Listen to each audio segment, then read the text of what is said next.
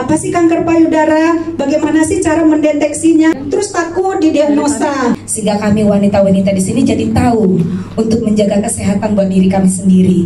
Jadi sebenarnya paling gampang kita nggak kena kanker payudara itu. Ke pulau-pulau kemana kami sudah pergi. Jadi di ECIS saya sudah bilang itu rata-rata ada juga yang penyintas kanker payudara. Itu paling mematikan untuk perempuan. Nomor 1 kanker payudara dari yang sudah saya sebutkan tadi, kanker leher rahim. Padahal mendeteksinya itu paling gampang loh Bu, tapi bisa nomor 1. Itulah. Nah seperti ini, kalau ini udah parah Bu, yang kayak gini. Ini udah ke stadium-stadium berapa lah, dia udah merah, cekung seperti lesung pipi, seperti jeruk. Ibu tahu jeruk purut yang udah lisut sekali itu, udah seperti itu.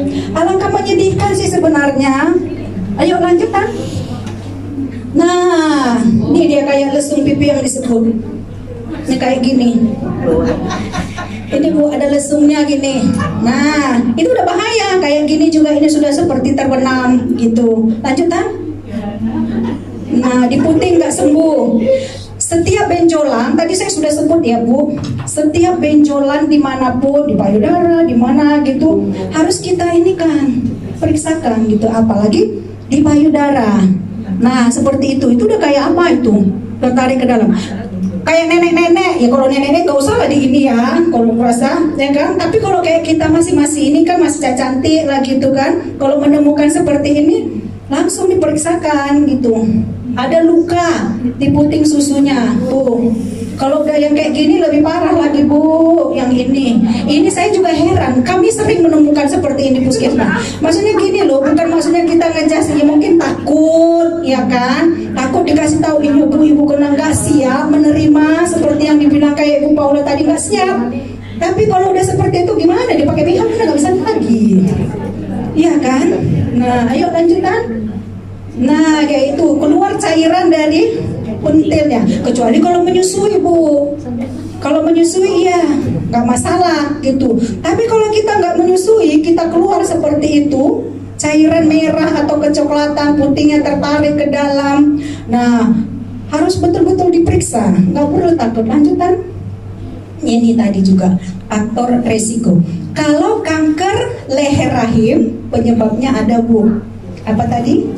Ada, tahu semua virus gitu, virus HPV. Tapi kalau kanker payudara nggak ada penyebabnya, nggak ada karena di zaman suami terus jadi bengkak lah, dia jadi besar atau apa gitu sehingga menimbulkan hormon tadi, nggak ada. Gosa-gosa bahasanya ya kan, nggak ada pengaruhnya itu. Itu namanya kalau misalnya diet, berat badan naik, riwayat di keluarga, ada yang menar itu maksudnya dia haid pertama sekali Bu, misalnya SD sudah haid, yang sudah menopause, punya anak lebih dari banyak lah ya, anak pertama itu umurnya sudah tua gitu, kontrasepsi itu namanya resiko. Bukan berarti kamu kemarin waktu SD udah haid atau belum? Belum lu, aku SMA. Lama kali kok haid, kena kanker payudara kok nanti. Enggak seperti itu. Atau juga Bu, udah punya anak belum? Belum. Udah berapa umur? 35. Udah berapa umur? 40. Ada kan anak pertama baru dia dapat dikasih Tuhan 40? Besok kok kena kanker payudara Bu. Enggak seperti itu. Itu namanya resiko. Nah, kalau tidak menyusui, katanya bisa Bu beresiko. Kenapa? Karena ada hormon prolaktin, bahasanya agak pening sedikit lagi ya Bu. Ada hormon prolaktin yang dirangsang, dikeluarkan di air susu kita. Jadi itu harus dihisap sama bayi. Dihisap. Jadi ada kontraksi, ada pengeluaran cairan yang bagus dari puting susu kita. Jadi kita bisa terhindar dari kanker payudara ini. Jadi menyusuilah bagi ibu-ibu yang nantinya misalnya hamil atau sedang hamil, yang nantinya punya bayi, menyusuilah yang baik. Jadi bisa tertular nantinya Bu. Tidak menyusui tadi. Oke Tan, lanjut. Ya, sebenarnya pasti awal-awalnya benjolan Bu, nggak jauh-jauh itu. Pasti dia pas periksa, ada benjolan, udahlah gak usah bilang suami, gak usah lah bilang siapa, biarin aja lah gitu. Menutupi kelainan dengan pakaian, ya kan? Kita kayak gini, mana tahu ya, misalnya mana tahu siapa yang kita tahu kenakan kepada dia, rupanya di dalamnya sudah ada benjolan atau bahkan sudah busuk kayak yang tadi. Kelihatannya aja dia. Pasien-pasien kami rata-rata gitu. Kelihatannya aja dia datang. Rupanya di dalamnya ada yang busuk. Payudaranya tadi itu sudah sampai kayak jeruk, sudah kayak busuk. Kurang biaya. Kalau sekarang sih Bu kayaknya, maaf ya, BPJS sudah ada gitu loh. Jadi kalau terkait karena biaya, maksudnya kalau kurang pengetahuan mungkin. Jadi mungkin dia belum pernah dengar apa sih kanker payudara, bagaimana sih cara mendeteksinya, kurang pengetahuannya. Terus takut didiagnosa. Kalau misalnya dia masih hanya benjolan, udah datang tuh ke bidan atau sudah pergi ke dokter, Bu, ibu terkena kanker payudara, dia nggak siap. Jadi karena kayak gitu, ya udahlah ditahan-tahan aja, biarin aja lah benjolan itu kayak gitu. Nah, pemeriksaannya, inspeksi, dilihat. Ini saya mau ngajari. Dilihat, Bu, lihat. Ibu berdiri di depan cermin, di kamar mandi atau di kamar pribadi, bukalah berdua-dua. Lihatlah itu. Coba lanjutan. Kayaknya ada ininya. Nah, inspeksi itu. Ibu lihat di depan kaca lebih bagus, karena kalau ibu lihat sendiri kan agak susah gini. Ibu lihat di kaca. Nah, lengannya dibikin seperti ini Bu, kedua lengan ini. Ayo nggak apa-apa sekalian dicoba. Nah, lihat bentuk payudara kiri dan kanan. Beda nggak Bu? Beda nggak? Ayo yang punya payudara. Sama. Siapa bilang sama? Beda Bu. Payudara kiri dengan kanan beda besarnya. Makanya ketika ibu menyusui pun payudara di sini nggak ada asinya Bu. Di sini banyak. Anakku cocok ininya banyak di sini. Sini nggak ada gitu. Beda Bu. Ya. Terus ukuran. Ya ukurannya pasti besar ya, ukurannya beda gitu. Lanjutan. Nah, dilihat putingnya tadi. Nah, apakah ada kerut-kerutan? Apakah ada si lesung pipi tadi di situnya? Apakah ada keluar cairan? Kalau yang lagi menyusui jangan ibu pencet. Aduh, keluar cairan. Kata bidan Berta tadi keluar cairan. Mampus aku, kanker payudara lah. Amin. Tidak seperti itu Bu. Terkecuali Bu yang menyusui ya. Nanti Bu menyusui lihat, iya, ini besar ini keluar cairan. Aduh, kenapa aku tadi dengar penyuluhan gitu kan. Lanjut. Nah, ayo minta mengangkat lengan. Itu tadi begini ya Bu. Jadi posisinya ada yang seperti ini. Ini agak dibusungkan gini Bu, untuk melihat benar-benar payudara kita. Terus angkat lengan ke atas. Begini, bagusnya begini sih Gus. Nih, sama melihat ini juga. Karena kita jangan salah Bu, dari sisi apa ini namanya, ketiak. Nah, tidak semua kanker atau benjolan itu di benjolan yang memang benjol ini. Iya, ini kan memang benjol ya. Ada benjol ini dua ini, tapi kalau dia benjolan memang kanker itu di dalam dia lagi Bu. Dia kayak ada kelereng yang kalau ibu nyet dia kayak kelereng gitu, tapi bukan lemak payudara juga. Dia gitu kan ada juga besar ini besar itu lemak payudara, nggak masalah gitu. Nah, angkat seperti itu. Terus kalau misalnya di kursi kayak gini Bu, nih ibu gantungkan gini, sama hanya untuk sekedar melihat menggantung. Gitu. Jadi bisa lihat payudaranya. Oh, payudaraku menggantungnya seperti apa. Ya. Oke, 3 seperti ini ya. Ini inspeksi, artinya melihat. Kenapa harus dilihat? Ya dilihat dulu baru diraba. Sama kayak itu, dilihat dulu baru diraba, ya kan? Oke. Kalau yang misalnya kami yang melakukan pemeriksaan, ini kami letakkan di bantal, suruh pasiennya ini pemeriksaan di kami, lanjut aja Tan. Nah, periksanya seperti ini. Kalau kami namanya sadanis, periksa payudara klinis. Jadi ketika melakukan IFA itu Bu, deteksi dini kanker leher rahim, sekalian dengan payudara. Jadi 2 sekaligus pemeriksaan payudara. Kalau petugas yang meriksa namanya sadanis, beginilah teknik kami. Ibu, kalau ibu nggak bisa sendiri membuat seperti ini ya. Coba lanjut Tan. Nah kalau itu tangannya orang. Kalau ibu yang mau melakukan seperti ini, ibu baring di tempat tidur. Tadi sudah dilihat modelnya, tangan di sini, tangan diangkat, sama yang tadi modelnya seperti ini, sama-sama untuk melihat. Apa yang dilihat? Bentuk payudara kiri dan kanan.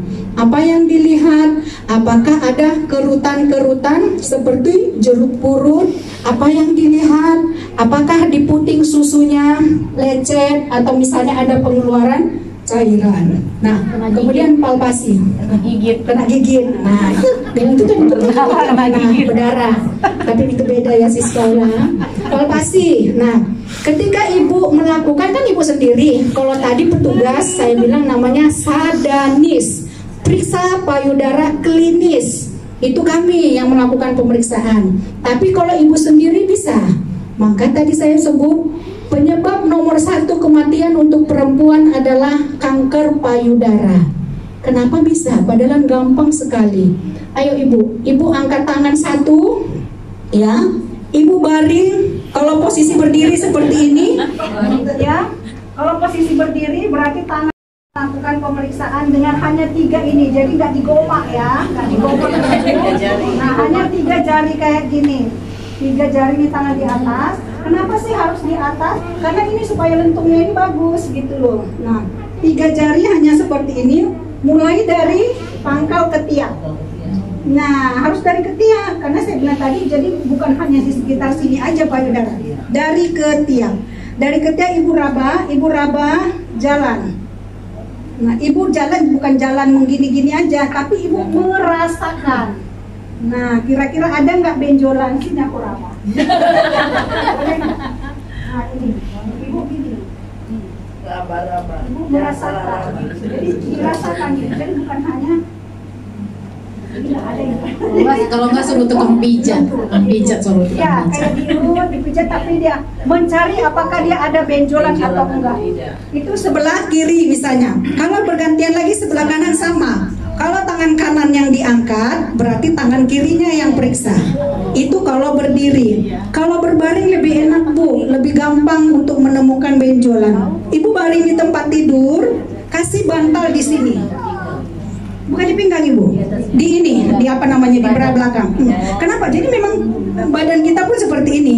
Kalau kita seperti tidur biasa kan kepala di sini, ya payudara kita kan begini aja.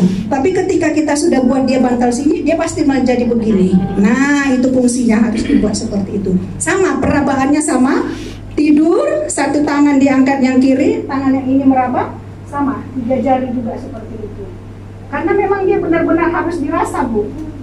Harus teraba ada benjolan atau enggak gitu. Pemeriksaan payudara sendiri ya. Nah, hari yang paling baik untuk melakukan pemeriksaannya. Jadi Bu, jangan tiap hari. Hari ini Ibu periksa, besok Ibu periksa, besok lagi. Enggak rutinitas yang harus. Jadi pemeriksaannya hari ke-7 sampai hari ke-10 dihitung dari hari pertama menstruasi. Gimana caranya Bu? Hari ke-7 sampai hari ke-10 haid dihitung dari hari pertama. Ibu haid misalnya, nggak usah susah, aku haid tanggal 25, berarti hari ke-7, 26, 27, 28, 29, nggak usah. Anggap aja ibu haid tanggal 1, biar nggak susah ya Bu. Contohnya, ibu haid tanggal 1, berarti hari ke-7-nya tanggal 8. Nah, tanggal 8, tanggal 9, tanggal 10, cuman itu aja Ibu Jo ini periksanya. Ibu terbosa-bosa itu cuma hari itu aja. Terus kalau nggak menopause, kalau udah menopause sudah nggak haid lagi, setiap bulan di tanggal yang sama. Jadi ingat ya Bu, pemeriksaan payudara paling gampang diperiksa kita perempuan. Jadi sebenarnya paling gampang kita nggak kena kanker payudara itu. Ya, karena udah kita raba, ada benjol, udah pergilah ke dokter gitu. Duh, aku udah benjol, nanti diperiksa. Jangan salah Bu, anak gadis ibu juga suruh raba. Iya, banyak loh anak gadis kena benjolan. Benjolan ya Bu, jangan langsung ke kanker. Nah, ingat-ingat yang tadi, setiap benjolan dimanapun harus diperiksa. Saya nggak ada menjas, ibu kena kanker payudara ya, ibu kena kanker haid, nggak ada. Ketika kami pun melakukan pemeriksaan, nggak gampang Bu bilang, Bu, ibu kena kanker rahim, Bu, ibu kanker payudara, nggak bisa Bu. Kita bilang, Bu, ibu ada benjolan. Jadi benjolannya supaya lebih pasti ini apa, harus ke dokter gitu. Ya, iya. Kalau anak gadis banyak Bu, bahkan anak gadis banyak yang dioperasi, tapi itu bukan kanker. Fibroadenoma mammae. FAM namanya dia, Bu. Kalau anak gadis, iya. Ataupun dia belum menikah tapi dia ada benjolan, itu dia bukan kanker. Banyak loh, Bu, dioperasi yang masih belum menikah. Nah, waktu tadi ya, Bu, hari ke-7 sampai hari ke-10. Paham ya? Jadi Ibu misalnya tanggal 20, hitunglah hari ke-7 sampai hari ke-10-nya. Disitulah yang bisa dilakukan pemeriksaan payudara. Sadari, periksa payudara sendiri. Nah, ini dia, sadari tadi, dilihat, diraba, baru di bukan saya yang bilang ya. Kamu berhenti di ketiga. Ternyata keluar terawang. Dipencet ya, Bu, ininya. Oke. Nah, itu saja sih kalau untuk kanker payudara. Lebih gampang, Bu, kalau kanker payudara. Makanya tadi saya nggak menduluankan, walaupun sebenarnya itu penyebab nomor 1 perempuan meninggal di dunia ini. Ngeri ya, nomor 1 dia, Bu. Padahal kanker rahim itu paling ngeri ya, karena pendarahan begini-begini. Tapi kanker payudara itu penyebab nomor 1 yang lebih mematikan. Terima kasih ya, Bu, atas kesediaannya mendengarkan penyuluhan dari kami. Kasih aplaus dulu buat Bu Berta dan Ibu. Terima kasih. Terima kasih banyak Ibu Berta dengan Ibu Paula dan juga dengan tim semuanya yang sudah memberikan penyuluhan kepada kami, sehingga kami wanita-wanita di sini jadi tahu untuk menjaga kesehatan buat diri kami sendiri.